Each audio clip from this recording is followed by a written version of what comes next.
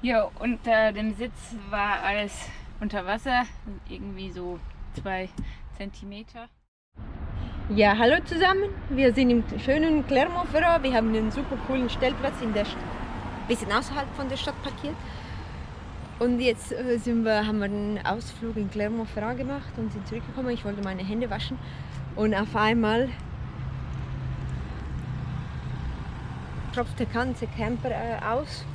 Und es war und Melinda sagt, hey, stopp, stopp. Und irgendwas ist mal wieder mit dem Boiler.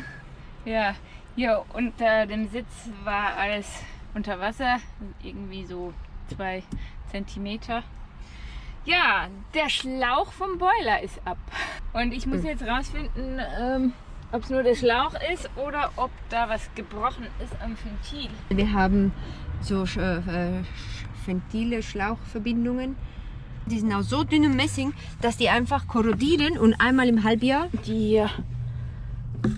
Ich weiß nicht, ob man sieht. Ja, man sieht. Das ist so ein Scheiß, die Also korrodieren. ich habe ja noch eines. Ja, ich weiß schon, Um aber das jetzt mal zu fixen.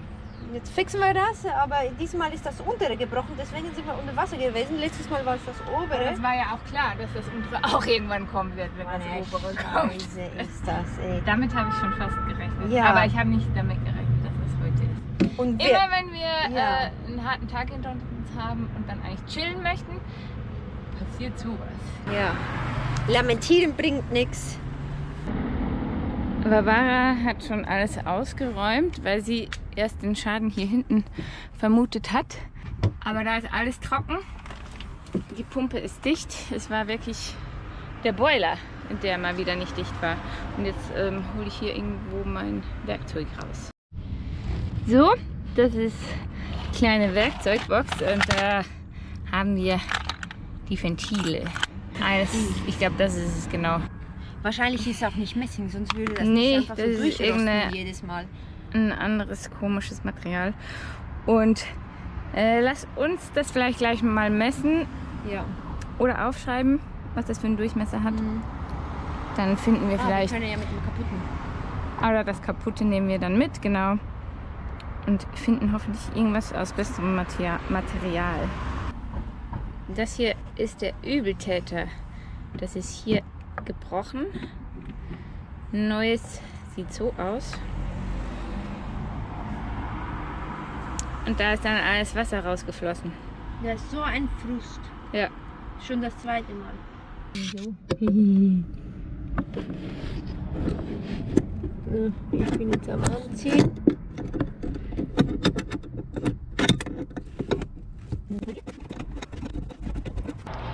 So, es ist alles wieder angeschlossen. Aber es war ein bisschen Nervenkitzel, ne? Wir haben die Leitungen gereinigt oder die die lagen alle im Wasser. Wir haben den Boiler, das habt ihr vorhin gesehen, Wieder neu angeschlossen. angeschlossen. Und Ja, es funktioniert. das scheint zu funktionieren alles. Zur Sicherheit hatten wir noch den Feuerlöscher hier. Ja, weil ich habe so ein Reinigungsmittel für Elektrokontakte gehabt und das verduftet nicht so gut. Das heißt, wenn man dann einen Funken macht, dann ist das sehr schön entflammbar und ich hatte Angst, dass da vielleicht irgendwas noch nicht ganz so richtig ist und dass es funkt und dass wir dann in Flammen aufgehen. Aber hat alles funktioniert und Licht geht auch wieder. Was mir ein bisschen ein Rätsel ist, Kühlschrank funktioniert. 12 Volt halt, ne? Ja, zum Glück. Es war nur eine ganze Stunde, die wir... Genau. Okay, was eine Aufregung. Danke. Nächster Schock. Ich weiß nicht, ob ihr das sehen könnt. Da unten steigt Rauch empor. Aber zum Glück ist es gar nicht so schlimm, weil Barbara hat so eine Moskitoschlange angemacht, was die Moskitos vertreiben soll. Und ich habe nur den Rauch zuerst gesehen und habe gedacht, scheiße, nach dem Wasserschaden, was ist jetzt los? Was brennt? Fackelt hier die ganze Bude noch ab oder was? Alles in Ordnung. Ich glaube, für heute ist dann Feierabend. Für heute ist Feierabend. Also Tschüss. gut. Ciao, ciao. Unseren Wasserschaden von gestern haben wir gut verdaut und sind mittlerweile in Saint-Emilion angekommen. Ein mittelalterliches Städtchen wunderschön, wie ihr hier im Hintergrund sehen könnt.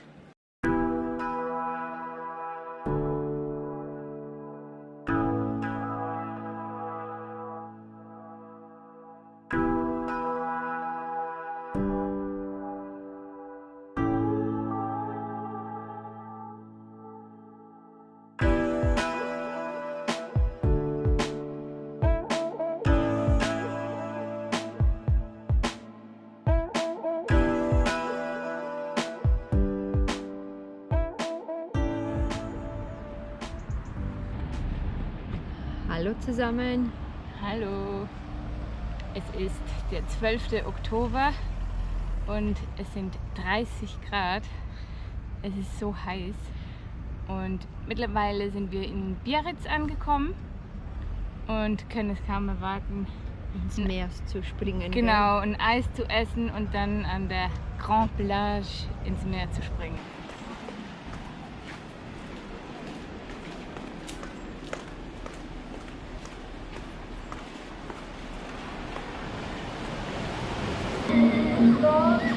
Der Baywatch hat gerade angekündigt, dass er nach Hause geht. Er hat ein bisschen Chanson eingestellt. Wir machen Brotzeit zum Abendessen, weil wir einfach keinen Platz gefunden haben, wo es uns gefallen hat zum Stehen. Oder auch Platz gehabt hätte. Weil es ist Oktober und es ist wie Midsummer. Ja. Und jetzt stehen wir da am Straßenrand. Aber da hinten ist das Meer und wir haben trotzdem eine wunderschöne Aussicht. Und nach dem Abendessen versuchen wir nochmal unser Glück weiter vorne, näher am Strand. Mal gucken, ob das klappt. Willst du was sagen, Melinda? Es ist 8:30. Wir sind auf der Suche nach einem Parkplatz für die Nacht, Stellplatz. Und irgendwie ist Biarritz ziemlich voll, wie im Sommer. Wir dachten, wir wären jetzt ein bisschen außerhalb der Saison. Aber wir fahren jetzt trotzdem nochmal an den Platz, den wir vorhin erwähnt haben, am Meer und gucken mal, ob jetzt was frei ist, und sonst fahren wir weiter irgendwo hin. Ja, gucken wir mal. Aber es hat hier schon sehr viele Camper, die wahrscheinlich alle keinen Platz gefunden haben unten. Aber hey, ist noch früh am Abend und lass uns fahren.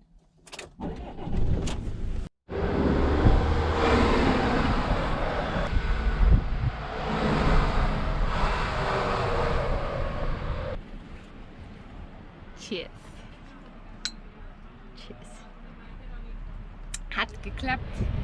Ich habe gestern oder beziehungsweise heute Morgen ganz vergessen, noch unseren Stellplatz am Meer zu filmen. Die Nacht war angenehm und jetzt sind wir im kleinen Fischerörtchen Saint-Jean-de-Luz. Und von hier aus begeben wir uns dann nochmals auf Stellplatzsuche und hoffen, dass wir ein schönes Plätzchen finden, wo wir übernachten können. Guten Morgen, hier haben wir übernachtet. Es war eine ruhige Nacht und heute früh sind die Schafe schon wieder hier. Und wir fahren jetzt weiter nach Pamplona und melden uns dann von da wieder